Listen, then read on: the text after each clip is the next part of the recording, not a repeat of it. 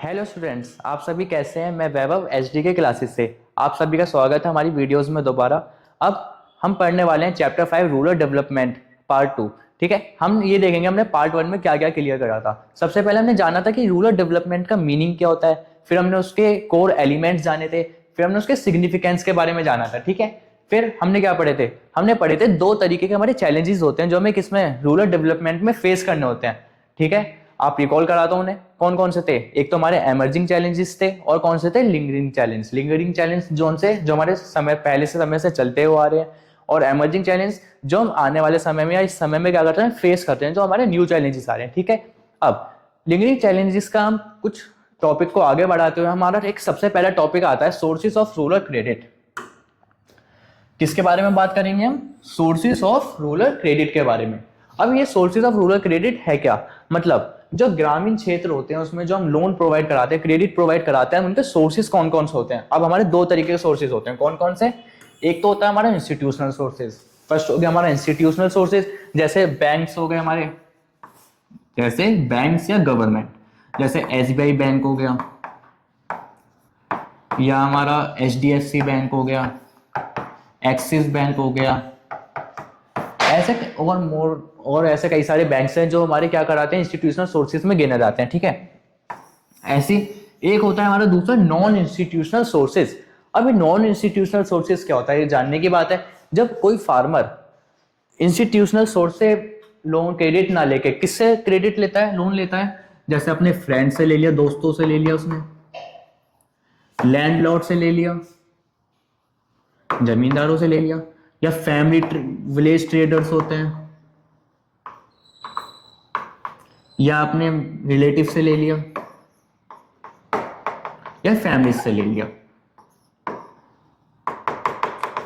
ये क्या हो गए, कई सारे एग्जांपल हो गए नॉन इंस्टीट्यूशनल सोर्सेज के, कि जो फार्मर है किससे लोन प्रोवाइड कर रहा है, अपने विलेजर के फ्रेंड्स हो गए, ट्रेडर्स हो गए, या कई सारे और इंस्टीट्यूशनल सोर्सेज है, नॉन इंस्टीट्यूशनल सोर्सेज, जिससे वो क्या ले रहा है, क्रेडिट ले रहा है। ठीक है, अब ये इंस्टीट्यूशनल सोर्सेज से वो इसलिए नहीं ले पाते थे इतना कम, क्योंकि उनको इतने बारे में उनकी नॉलेज नहीं होती। जो फार्मर्स थे पहले के, उनको इतनी नॉलेज नहीं थी कि इंस्टीट्यूशनल सोर्सेज के बारे में।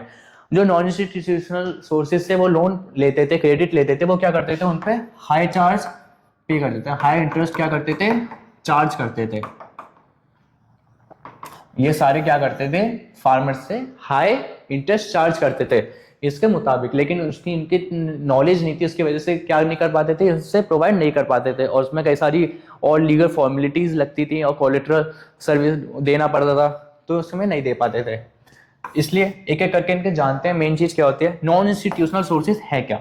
सबसे पहले बात कर लेते हैं the main sources of non institutional rural credit. एक मेन सोर्स क्या है किसका, नॉन इंस्टीट्यूशनल रूरल क्रेडिट का हमारे इंडिया में। इस सबसे पहला हमने पढ़ा लैंडलॉर्ड, जो जमींदार होते हैं वो क्या करते हैं, रूरल एरिया में क्या कराते हैं, क्रेडिट प्रोवाइड कराते हैं, किसको, फार्मर्स को। सेकंड, मनी लैंडर्स के बारे में जानते हैं हम, मनी लैंडर्स जो पैसा देते हैं। और एक होता है विलेज ट्रेडर्स, जो गांव में ही जो ट्रेडर्स होते हैं वो क्या करते हैं, हमें क्रेडिट प्रोवाइड कराते हैं, किसको, फार्मर्स को। ठीक है, अब जानने वाली बात यह है कि जो 93% of the total borrowings of the farmers were meet by non institutional sources in the beginning of first 5 year plan. ये हम अभी कब की बात कर रहे हैं, फर्स्ट 5 ईयर प्लान की, मतलब 1951 से पहले, और जब तक जो 93% जो फार्मर्स लोन लेते थे, क्रेडिट लेते थे, वो किससे लेते थे, नॉन इंस्टीट्यूशनल सोर्सेज से, मतलब नॉन इंस्टीट्यूशनल सोर्सेज से। ठीक है, अब जो बचा हुआ 7% होता था वो किससे लेते थे, इंस्टीट्यूशनल सोर्सेज से। ठीक है, बट 1981, जब 1981 आया, the institutional sources emerge. Institutional sources क्या हुए, एमर्ज हुए, आने लगे as the principal source of rural credit. अब जो इंस्टीट्यूशनल सोर्स था वो बहुत ज्यादा क्या बन चुका था, एक प्रिंसिपल सोर्स बन चुका था, किसका, रूरल क्रेडिट का। जो फार्मर्स थे एक किससे जो सबसे ज्यादा क्रेडिट ले रहे थे, हमारे इंस्टीट्यूशनल सोर्सेज से। समझ गए कब, 1981 में या उसके बाद। ठीक है, अब जो इंस्टीट्यूशनल सोर्सेज होते हैं, the main sources of institutional rural credit India में कौन कौन से हैं, जान लेते हैं। सबसे पहला आता है हमारा गवर्नमेंट, सरकार। सरकार हो गई हमारी सबसे पहली तो। ठीक है, कमर्शियल बैंक्स हो गए, जैसे एसबीआई बैंक हो गया, HDFC बैंक हो गया, एक्सिस बैंक हो गया, और ऐसे कई सारे बैंक हैं। ठीक है, बात कर ली। नेक्स्ट आता है हमारा कोऑपरेटिव सोसाइटीज होती हैं। ठीक है, ये भी लोन्स प्रोवाइड कराती हैं। कई सारे ग्रुप ऑफ मेंबर्स होता है, वो क्या करती हैं, लोगों को कम इंटरेस्ट रेट पे फार्मर्स को लोन प्रोवाइड कराती हैं। द रीजनल रूरल बैंक्स होते हैं, ये RRBs भी बोलते हैं इन्हें। क्या भी बोलते हैं? RRB, regional rural banks. ये एक ऐसे बैंक्स होते हैं, ये ऐसे रिमोट एरियाज में बैंक बनाए जाते हैं जहां पे commercial bank, government, cooperative societies, ऐसी चीजें वहां पे जो उन्हें मिल नहीं सकती, क्योंकि बैकवर्ड एरियाज इतने होते हैं, वहां पे ऐसी फैसिलिटीज नहीं प्रोवाइड होती। तो इसके लिए वहां पे क्या बनाए जाते हैं? The regional rural bank. समझ गए? ओके, ठीक है। अब 7% of the total borrowings of the farmers were meet by institutional sources in the beginning of first 5 year plan. हमने पढ़ा कि जो फर्स्ट 5 ईयर प्लान था, मतलब 1951 तक, जो 7% of total borrowing of farmers थी, मतलब 7% जो सोर्स उनका क्रेडिट लेना है, वो क्या था? Institutional sources. ठीक है।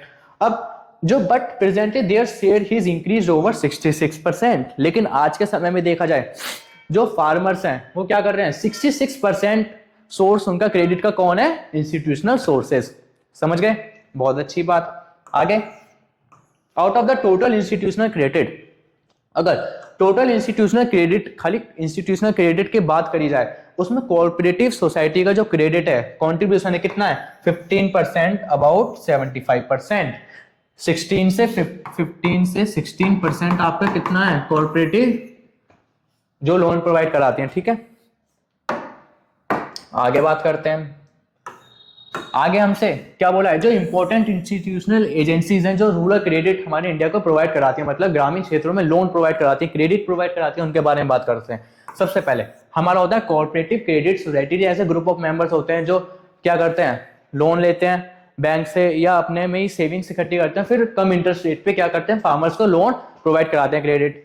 स्टेट बैंक, ये हम स्टेट बैंक ऑफ इंडिया भी बोल सकते हैं, स्टेट बैंक ऑफ इंडिया लिख लेते हैं। और अदर कमर्शियल बैंक्स, ये क्या होते हैं? लोन्स प्रोवाइड कराते हैं। ठीक है, क्रेडिट प्रोवाइड कराते हैं। Regional rural banks and RRBs, जिसे हम लैंड डेवलपमेंट बैंक्स भी कहते हैं, ये रिमोट एरियाज या बैकवर्ड एरियाज में क्या होते हैं? स्टैब्लिश होते हैं।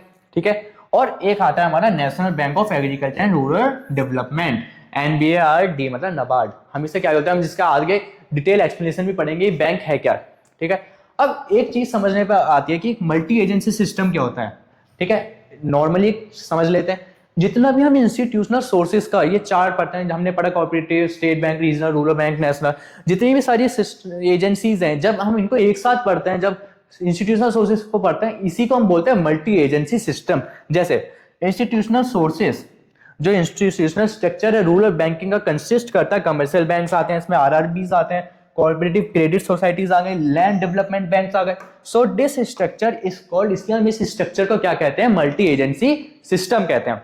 समझ आया आपको? ठीक है, नेक्स्ट। सबसे पहले अब एक एक करके बात करते हैं इनके बारे में। सबसे पहले आता है हमारा कोऑपरेटिव क्रेडिट सोसाइटीज। अब ये कोऑपरेटिव क्रेडिट सोसाइटीज होती क्या, इनके बारे में बात करते हैं। Cooperative credit societies provide credit to the farmers at reasonable rate of interest. ठीक है, कोऑपरेटिव क्रेडिट सोसाइटीज कौन सी सोसाइटीज हैं? ये एक ऐसी सोसाइटी जो प्रोवाइड कराती है क्रेडिट, लोन प्रोवाइड कराती है, किसको? फार्मर्स को, एट रीजनेबल रेट पे। किस पे? रीजनेबल इंटरेस्ट पे क्या करती हैं? लोन प्रोवाइड कराती हैं। Cooperative accounts for 16 to 70% of rural credit flow. ये 16 से 17% ऑफ अपना कॉन्ट्रीब्यूशन और शेयर रखते हैं कि हम इतना रूरल क्रेडिट प्रोवाइड कराते हैं। ठीक है, डी सोसाइटीज एंश्योर, ये किस बातों का ध्यान रखती हैं? सबसे पहले elimination of the money lender as credit agency. ये किसका एलिमिनेट कर देती है, मतलब किसको हटा देती है? जो खाली क्या होते हैं? मनी लैंडर्स होते हैं, जो क्रेडिट एजेंसी की तरह काम करते हैं, क्योंकि वो तो हाई इंटरेस्ट चार्ज करते हैं, उनको ना करके इसलिए उनको रिमूव कर देती है, एलिमिनेट कर देती है, और खुद क्या करती है? उनके बदले में क्रेडिट प्रोवाइड कराती है, किसको? फार्मर्स को, कम इंटरेस्ट रेट पे। ठीक है, second, timely and fast flow of credit to the farmers. क्या करती है? टाइमली करती है और फास्ट फ्लो ऑफ क्रेडिट करती है फार्मर्स को, मतलब समय पे उन्हें लोन मिल जाता है, क्रेडिट मिल जाता है, बहुत जल्द मिल जाता है as comparison to money lenders. Okay, next क्या आता है? Spread credit facilities across all regions. और ये क्या करती हैं? स्प्रेड करती हैं, मतलब फैलाती हैं अपने क्रेडिट फैसिलिटीज को, किसको?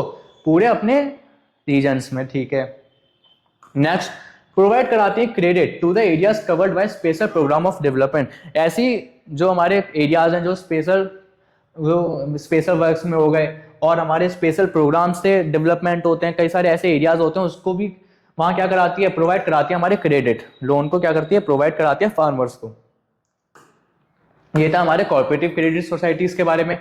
नेक्स्ट क्या है हमारा, नेक्स्ट है हमारा state bank of India and other commercial bank. हम इसे क्या भी बोलते हैं, फादर ऑफ ऑल बैंक भी बोलते हैं एसबीआई को, father of all banking system या ऑल बैंक्स बोल लीजिए। एसबीआई क्या हमारा फादर ऑफ ऑल बैंक्स, ठीक है, हमने पढ़ा था। The state bank of India was set up in 1955। हमें ये सबको पता है कि जो स्टेट बैंक ऑफ इंडिया है वो कब सेटअप होता है, 1955 में, जरूरी है याद करना।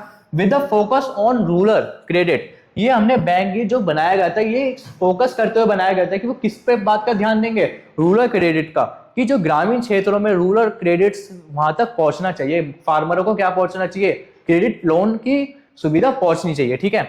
The nationalisation of some banks took place in 1969।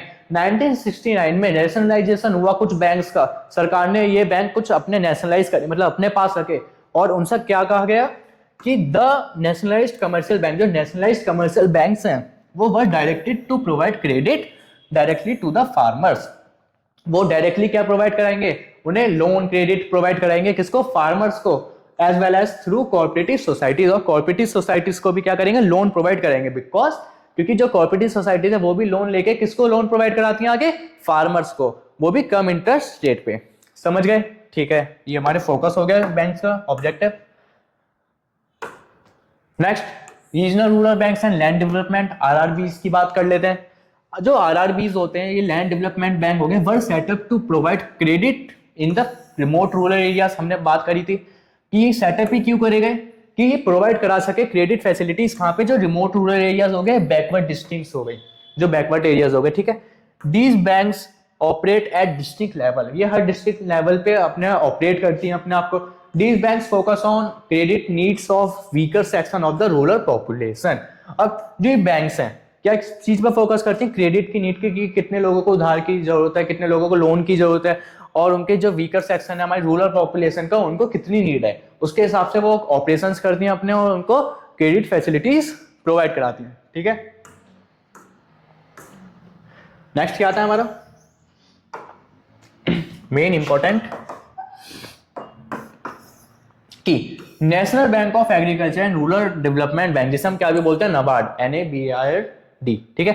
NABARD एक ये क्या एक एपेक्स इंस्टीट्यूशन है, याद रखना, ये क्या एक एपेक्स इंस्टीट्यूशन है जो हैंडलिंग करता है क्या, पॉलिसीज बनाता है, प्लानिंग करता है, और operations in the field of rural credit. और ये ऑपरेशंस करता है किसकी फील्ड में, रूरल ऑफ क्रेडिट। जैसे फादर ऑफ ऑल बैंक्स कौन है, एसबीआई। ऐसी जितनी भी हमारी किससे रिलेटेड चीजें, रूरल क्रेडिट से रिलेटेड जितनी भी बैंक्स हैं, चीजें होती हैं, ये इन सबका भी क्या है, फादर है, ये इन सबका क्या है, फादर है, ठीक है। जैसा आप एसबीआई को ग्रैंडफादर कह दीजिए, और ये फादर है किनका, ये और बैंक्स का, ठीक है।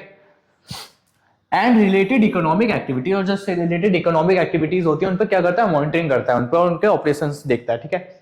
सेटअप ये कब बना था, सेटअप ऑन 12 जुलाई 1982। जो नबार्ड था कब सेटअप हुआ था, 12 जुलाई 1982, और उसका हेडक्वार्टर कहां पे हमारा, मुंबई का, ठीक है, मुंबई में नबार्ड कब सेटअप हुआ था, 12 जुलाई 1982, एंड हेडक्वार्टर नबार्ड का कहां पे है, मुंबई में, ये ठीक है, इंपॉर्टेंट है, पेपर पॉइंट ऑफ व्यू से आपको याद करना जरूरी है, समझ गए। मेन फंक्शंस क्या है नबार्ड के, देख लेते हैं। सबसे पहला, to serve as an apex funding agency, ये एक एपेक्स फंडिंग एजेंसी के रूप में क्या करता है कि सबको फंड अच्छे से पहुंचा, सबको फंडिंग कराना होता है। For their institutional provide credit in rural areas, rural areas में क्रेडिट प्रोवाइड कराने के लिए इसको क्या करनी पड़ती है, फंडिंग देखनी पड़ती है, करनी पड़ती है। Second, to improve the credit delivery system and reconstruction of credit institution and training of personal, और इसको इंप्रूव करनी पड़ती है क्रेडिट डिलीवरी सिस्टम, जो क्रेडिट देने का डिलीवरी सिस्टम, मतलब कि सही समय पे जा रहा है, फास्टली हो रहा है, इफेक्टिवली हो रहा है काम, और रिकंस्ट्रक्ट करना पड़ता है हमेशा, क्रेडिट इंस्टीट्यूशन को बनाते रहना होता है, और कई सारे बनाने होते हैं क्रेडिट इंस्टीट्यूशंस हो गए, और ट्रेनिंग का ध्यान रखना पड़ता है उन लोगों की कि वो अच्छे से और ज्यादा डेवलप हो सके, और ज्यादा उनकी ट्रेनिंग से क्या हो सके, शार्प हो सके, डेवलप हो सके, और अच्छे से काम कर सके, ठीक है। Third, to coordinate the activities, और कोऑर्डिनेट करनी पड़ती है उनको activity various rural credit institution, जो सारे रूरल क्रेडिट इंस्टीट्यूशन उनके साथ क्या करनी पड़ती है, क्रेडिट जो फैसिलिटीज हैं रूरल क्रेडिट इंस्टीट्यूशन के साथ उनकी एक्टिविटीज में कोऑर्डिनेट करना पड़ता है, कैसा काम चल रहा है आपका पूछते रहना पड़ता है। मेंटेन अ क्लोज कनेक्शन, और उनको क्लोज कनेक्शन बनाए रखना पड़ता है किसके बीच में, सरकार के बीच में और जो भी उनसे जुड़ी हुई संस्थाएं हैं। Connection with government of India और state government, RBI and other national level of institution. समझ गए। लास्ट पॉइंट हमसे क्या कहना चाह रहा है, to monitor and regulate the projects of financed by it. ठीक है, ये मॉनिटर करता है, रेगुलेट करता है प्रोजेक्ट, जितने भी फाइनेंस से रिलेटेड प्रोजेक्ट्स हो गए उनको क्या करता है, मॉनिटर करता है और रेगुलेट करता है, देखता है। ठीक है, जितने भी फाइनेंस जो प्रोजेक्ट्स होते हैं उसके द्वारा कराए जाते हैं। समझ गए। ठीक है, नेक्स्ट चलते हैं। हो गया हमारे क्लियर ये टॉपिक। अब हमारा आता है पेपर पॉइंट ऑफ व्यू से बोर्ड इंपॉर्टेंट, ये पूछा जाता है आपको, इसको जरूर याद करें। RBI and rural credit, RBI and rural credit है क्या, since it is beginning in 1935। किसकी बात है, स्टार्ट कब हुआ था, बिगिनिंग इसकी कब हुई थी, 1935 में हुई थी आरबीआई की। RBI has been playing an important role in providing credit. RBI एक इंपॉर्टेंट रोल निभाता है किसमें, क्रेडिट प्रोवाइड कराने में, किसको, फार्मर्स को, स्ट्रेंथ करता है उनकी क्रेडिट इंस्टीट्यूशन की, क्रेडिट जो इंस्टीट्यूशन उनको स्ट्रेंथिंग प्रोवाइड कराता है, और जो कोऑपरेटिव क्रेडिट सोसाइटीज और लैंड डेवलपमेंट बैंक्स है उनकी भी स्ट्रेंथिंग को क्या कराता है, मजबूत करता है। ठीक है, वो अच्छे से और काम कर सकें। और ये फोकस किन किन चीजों पे करता है, सबसे पहला providing short term credit for agriculture activity, short term loan provide करा सके किसको, एग्रीकल्चर एक्टिविटीज के लिए, उसका ध्यान रखता है। दूसरा, development of cooperative credit institution, जो कोऑपरेटिव क्रेडिट इंस्टीट्यूशन है उनका डेवलपमेंट हो सके अच्छे से और वो अच्छे से काम कर सके, उनका ध्यान रखता है।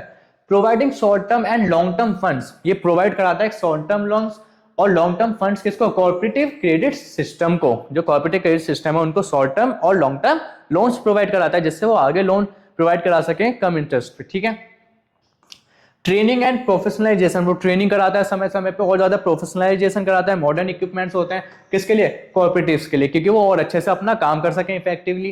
एंड कंडक्ट कराता है रूरल क्रेडिट सर्विस की, अच्छे से वहां पे लोन प्रोवाइड हो रहा है, किसी को नीड तो नहीं है, to check the coverage of rural household, कि हर ग्रामीण क्षेत्र में हर ग्रामीण परिवार को लोन प्रोवाइड हो रहा है या नहीं हो रहा है, क्रेडिट की सुविधाएं मिल रही है या नहीं मिल रही। ठीक है, helping bank branch expansion in rural areas, और रूरल ग्रामीण क्षेत्रों में रूरल एरियाज में बैंक एक्सपेंशन, बैंकों को और फैलाने में मदद करता है, ब्रांचेस में मदद करता है ओपन करने में। प्रोवाइडिंग गाइडेंस, और गाइडेंस भी प्रोवाइड कराता है किसको, to all the institution on matters relating to rural credit, जितने भी रूरल से मैटर क्रेडिट से रिलेटेड मैटर्स होते हैं उन सब इंस्टीट्यूशंस को क्या करता है, गाइडेंस प्रोवाइड कराता है। कौन, हमारा RBI, Reserve Bank of India. ठीक है, समझ गए।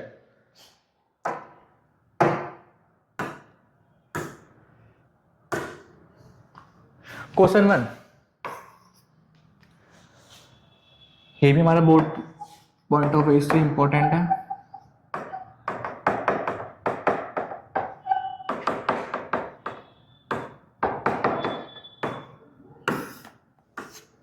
ठीक है, how was the green revolution a harbinger changes in rural credit system. अब green revolution harbinger of changes in rural credit system, मतलब आपको जैसे कि पता है कि ग्रीन रेवुलेशन आया था, क्या आया था, ग्रीन रेवुलेशन आया था। ठीक है, उसकी वजह से क्या हुआ था, उसमें हमने कई सारे HYV सीड्स आए थे, फर्टिलाइजर्स का यूज करना सीखा था, केमिकल्स आए थे, तो उसमें क्या हुआ था, हमने क्या करा, हमारा उससे क्या बढ़ा, क्रॉप प्रोडक्शन बढ़ा। इसकी वजह से हमें ये बताने हमारे क्या क्या चेंजेस आए ग्रीन रेवुलेशन की वजह से रूरल क्रेडिट में। सबसे पहले, green revolution lead to change in outlook of farmers from subsistence farming to commercial farming. अब ग्रीन रेवुलेशन की वजह से चेंज हुआ किसका, फार्मर्स का, उनका देखने का नजरिया चेंज हुआ कि जो फार्मर्स है सब्सिस्टेंस फार्मिंग को छोड़कर किस में कर रहे हैं, कमर्शियल फार्मिंग में कन्वर्ट हो रहे हैं। जो पहले फार्मर्स अपनी पूर्ति अपनी फुलफिल नीड्स के लिए क्या करते थे, फार्मिंग करते थे अपने काम के लिए, अपनी हमारी नीड पूरी हो सके, अब वो किस में कर रहे हैं, कमर्शियल फार्मिंग में अपना कॉन्ट्रीब्यूशन दे रहे हैं कि अब हम क्या कर रहे हैं, कमर्शियल फार्मिंग कर रहे हैं, हम अपने लिए भी कर रहे हैं और सेलिंग के लिए भी कर रहे हैं, अपने प्रॉफिट के लिए भी कर रहे हैं। ठीक है, commercial farming lead to increase in demand of rural credit. अब कमर्शियल फार्मिंग की वजह से क्या बड़ी डिमांड बढ़ी रूरल क्रेडिट की, बिकॉज क्योंकि अब नई नई टेक्नोलॉजीज आ रही है, एसवाईबी सीड्स खरीदने होंगे, फर्टिलाइजर्स खरीदने होंगे, केमिकल्स खरीदने होंगे, उसके लिए क्या लगता है, पैसे लगते हैं, तो उसके लिए उन्होंने क्या करा, रूरल क्रेडिट को उन्हें चाहिए था, तो उसकी वजह से रूरल क्रेडिट की क्या बढ़ी, डिमांड बढ़ी। ठीक है, अब next, it has changed portfolio, पूरा पोर्टफोलियो बदल के रख दिया किसने, हमारा ग्रीन रेवोल्यूशन में। ग्रीन रेवोल्यूशन की वजह से पूरा पोर्टफोलियो बदल गया था किसका, रूरल क्रेडिट का। Focusing more on production loans, और किस पे फोकस हो रहा था सबसे ज्यादा, प्रोडक्शन ऑफ लोन्स की, लोन सबसे ज्यादा क्या कराए जाए, प्रोवाइड कराए जाए। समझ गए? ओके, नेक्स्ट चलते हैं। अब पेपर में पूछा जा सकता है, इंपॉर्टेंट है, कि कुदमश्री द पुअर वुमेन्स बैंक, एक कुदमश्री बैंक का नाम है, ठीक है, कुदमश्री द पुअर वुमेन्स बैंक, ये वुमेन्स के लिए बनाया गया था बैंक। इसमें क्या होता था, कुदमश्री वॉज स्टार्टिंग 1995, कुदमश्री क्या था, एक 1995 में केरल में स्टार्ट करा हुआ एक स्मॉल सेविंग बैंक था, जो किसके लिए स्टार्ट करा गया था, poor womens, to encourage saving, उनकी सेविंग को एनकरेज करने के लिए, अपनी जो उनके हाउस होल्ड की सेविंग्स उनको एनकरेज करने के लिए क्या करा गया था, एक कुदमश्री नाम का बैंक स्टार्ट करा गया था केरल में 1995 में। समझ गए? इसमें क्या होती थी, जो वुमेन्स होती थी उसमें अपनी सेविंग्स इकट्ठी करती थी, और वही जो सेविंग्स इकट्ठी करते थे वही बैंक आगे क्या कर देता, जिनको नीड होती थी वही लोन प्रोवाइड करा देता था उनको। ठीक है, और ये है कि इसका एक फैक्ट है कि it is consider as a largest informal bank. क्या, लार्जेस्ट इनफॉर्मल बैंक, कुदमश्री एक लार्जेस्ट इनफॉर्मल बैंक है किसमें, एशिया में, इन टर्म्स ऑफ किस टर्म्स में, participation and savings mobilised, participation and saving mobilised में। समझ गए कुदमश्री बैंक के बारे में, कर लेंगे आप पेपर में। ठीक है, नेक्स्ट चलते हैं अपने टॉपिक पे जल्दी। चलिए बात करते हैं माइक्रो क्रेडिट प्रोग्राम्स के बारे में। अब ये माइक्रो क्रेडिट प्रोग्राम क्या होता है सर, बात करते हैं सेल्फ हेल्प ग्रुप्स क्या होते हैं। माइक्रो क्रेडिट प्रोग्राम्स, आपको नाम से पता चल होगा, माइक्रो का मतलब छोटा, कि माइक्रो क्रेडिट होता क्या है, सबसे पहले ये जानिए। मतलब micro credit means giving a small loan, मतलब इसका मतलब क्या है माइक्रो क्रेडिट का, कि आप क्या दे रहे हो, स्मॉल लोन्स दे रहे हो, किसको, टू द इंडिविजुअल्स को, या helping them to become self employed, कि उनको जो सेल्फ एम्प्लॉयड होना चाहते हैं, जो स्टैब्लिश करना चाहते हैं कोई भी एक स्मॉल एंटरप्राइजेस। समझ गए माइक्रो क्रेडिट का मतलब, कि आप स्मॉल लोन दे रहे हो किसी भी इंडिविजुअल को या किसी भी एंटरप्रेन्योर को जो अपना एक स्मॉल बिजनेस क्या करना चाहता है, स्टार्ट करना चाहता है। ठीक है, These programs were started to help people in undeveloped countries who are not covered by any banking system। ये प्रोग्राम जो माइक्रो क्रेडिट का प्रोग्राम है सेल्फ हेल्प ग्रुप से, ये क्यों स्टार्ट करे गए थे, ये इसलिए स्टार्ट करे गए थे जो अनडेवलप्ड कंट्रीज हैं, जिनके यहाँ बैंकिंग सिस्टम्स नहीं है, उनको क्या हो सके, क्रेडिट को प्रोवाइड करा सके हम उनको, और वो भी क्या हो सके, डेवलप्ड हो सके। इसलिए हमने क्या करे, प्रोग्राम स्टार्ट करे। These programs are becoming popular among small borrowers because it involves very minimum legal formalities and non-collateral। आप जब सबको जैसे कि पता है, जब हम बैंक से लोन लेते हैं तो हम उसमें लीगल फॉर्मेलिटीज बहुत सारी लगती हैं, कोलेटरल्स, सिक्योरिटी रखनी पड़ती है हमें बदले में कुछ ना कुछ। लेकिन ये माइक्रो क्रेडिट प्रोग्राम्स होते हैं, सेल्फ हेल्प ग्रुप्स, ये सब हो गए, इनमें क्या करना होता है, ये बहुत ज्यादा पॉपुलर हुआ, जो स्मॉल बोरोवर, जो छोटे उधार लेने वाले लोग होते थे क्रेडिट, क्योंकि इसमें मिनिमम लीगल फॉर्मेलिटीज लगती थी और आपको कुछ भी गिरवी में रखने की जरूरत नहीं थी, no any collateral securities to land there. समझ गए? ओके, जैसे एग्जांपल में हमारा आ गया सेल्फ हेल्प ग्रुप्स, एसएचजीस। अब इनके बारे में हम डिटेल में पढ़ते हैं, एसएचजीस होते क्या, सेल्फ हेल्प ग्रुप्स। ठीक है, अब जो सेल्फ हेल्प ग्रुप होता है इसके बारे में जान लेते हैं, सेल्फ हेल्प ग्रुप है क्या। सेल्फ हेल्प ग्रुप्स एक ग्रुप्स ऑफ पीपल होता है, जो जैसे गांव में आपने देखा होगा, जब कई सारे लोग इकट्ठे होकर बैठ गए, ठीक है, 10-12 लोग मान लीजिए, इसमें माना जाता है कि इतने लोग होने चाहिए, कि वो अपनी क्या करते हैं, गुल्लक में सेविंग्स इकट्ठी करते हैं। आप मान लीजिए, हमने एक एग्जांपल ले लिया, उन्होंने क्या करी, अपनी सेविंग्स इकट्ठी करी, उसी ग्रुप ऑफ मेंबर्स में, जो उनके ग्रुप है उसमें से अगर उसी मेंबर को किसी को भी नीड होती है, जब भी उनकी अकॉर्डिंग टू नीड, उनको क्या करते हैं, उसी गुल्लक में से उन्हीं को, उनके पैसों से, जो सबके पैसे उनमें से उनको क्या करते हैं, लोन प्रोवाइड करा देते हैं, क्रेडिट। लेकिन किसमें, कम इंटरेस्ट पे। जो बैंक 5 से मतलब 10 से 15% लेता है या 8% लेता है, उसको 2% या 2.5% में क्या करा देते हैं, मिनिमम इंटरेस्ट में क्या करते हैं, उसको प्रोवाइड करा देते हैं। जैसे self help groups are informal groups. Self help groups क्या है, इनफॉर्मल ग्रुप्स ऑफ पीपल है who come together to address their common problems, जहां पे वो अपने सारी प्रॉब्लम एक साथ ला के रखते हैं और क्या करते हैं, आपस में मदद करते हैं, आपस की एक दूसरे में। सेल्फ हेल्प ग्रुप्स क्या हो गया, एक informal group of people who comes together to address their common problems. ठीक है, एसएचजीस। अब जो एसएचजी से प्रमोट करता है सेविंग हैबिट को, अब उनमें सेविंग हैबिट आ चुकी है। अमंग रूरल हाउसहोल्ड्स, इनमें क्या करते हैं, रूरल हाउसहोल्ड को प्रोवाइड कराते हैं। And members of SHG pool their savings, जो एसएचजी के मेंबर होते हैं क्या करते हैं, अपनी सेविंग्स को उसमें रखते हैं एंड ऑफर करते हैं क्रेडिट अपने ही मेंबर्स को, ठीक है, वो भी कम इंटरेस्ट में, डिपेंडिंग ऑन देयर नीड्स, अपनी नीड के according. Credit is offered without any collateral security and a moderate rate of interest, ठीक है। जो क्रेडिट, अब जो उसमें उधार दिया गया है, जो ऑफर कर रहे हैं अपने मेंबर्स को विदाउट एनी कोलेटरल सिक्योरिटी को क्या कर देते हैं, उनको लोन प्रोवाइड करा देते हैं, और वो भी मॉडरेट रेट ऑफ इंटरेस्ट के साथ, ठीक है, प्रेजेंटली। अब सबसे बड़ी बात ये कि देयर आर 54 लाख वुमेन एसएचजीज, मतलब जो 54 वुमेन एसएचजीज है, मतलब 54 लाख इनके ग्रुप्स हैं हमारे इंडिया में, इन अवर कंट्री। और उसमें कितने मेंबर्स हैं, 6 CR, मतलब 6 करोड़, 6 करोड़ वुमेन्स हमारी किस में आती हैं, सेल्फ हेल्प ग्रुप्स के अंदर आती हैं, जो हमारे अभी भी हैं, काम कर रहे हैं, ठीक है। ये हमारे एसएचजी खत्म हो जाता है। अब रूरल बैंकिंग और क्रिटिकल एवोल्यूशन, ठीक है। अब जो हमारा वाला टॉपिक था हम उसको अपने नेक्स्ट पार्ट में कवर करेंगे, पार्ट 3 में, ठीक है। अब ये अगर आपको इस चैप्टर में, अगर इस पार्ट में आपको कुछ भी प्रॉब्लम होती है तो आप हमें क्या कर सकते हैं, कमेंट में पूछ सकते हैं, मैं आपको अगले पार्ट में वो समझा दूंगा। अगर आपको हमारी वीडियो अच्छी लगे तो हमारे चैनल को सब्सक्राइब करें एंड ज़्यादा से ज़्यादा शेयर करें एंड लाइक करें। मिलते हैं हम अपने नेक्स्ट पार्ट में बहुत जल्द। Tata and bye bye, see you.